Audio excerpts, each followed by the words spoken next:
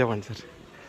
తిరుమల కొండను ఏం చెప్పంటారు చెప్పండి. 2000 మీరు 14 సంవత్సరాల నుంచి ఎక్కుతున్నారు. నాది ఈసారి 76సారి. మీ ఎక్స్పీరియన్స్? ఇవాళకి 2600. ఓ మై గాడ్, మీ ఏజ్ ఎంత సార్? 70. ఈసారి తిరుమల కొండ 2600 2600 టైమ్స్ ఈరోజు ఎక్కి దిగుతున్నాడు. ఈరోజు 21 September 2024, time approximately 4 PM Indian standard time.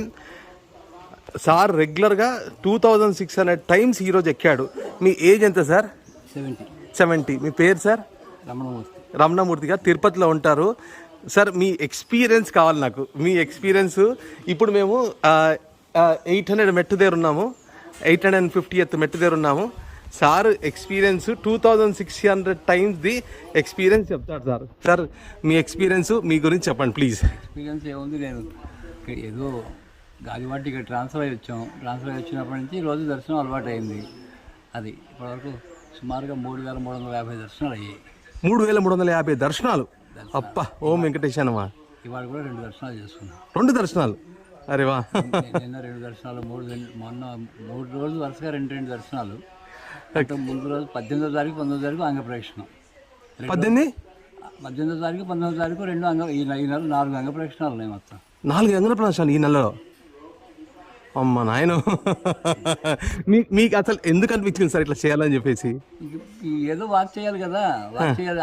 ఎటో అటు ఇటు తిరిగాకండి, ఇటు తిరిగితే లేం కదా. నేను పరోపిస్తున్నారా? బయట తిరిగితే 100-200 ఖర్చు.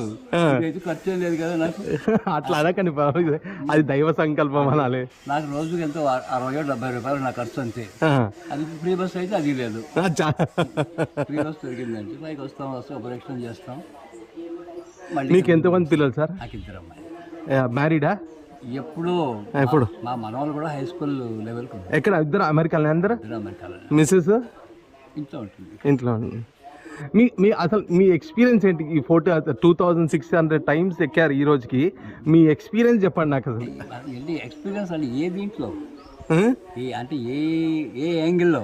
అంటే ఎక్స్పీరియన్స్ అంటే ఇప్పుడు ఉన్న యంగ్ జనరేషన్లో అసలు మీరు ఏం చెప్పాలనుకుంటున్నారు దైవం గురించి, భక్తి గురించి?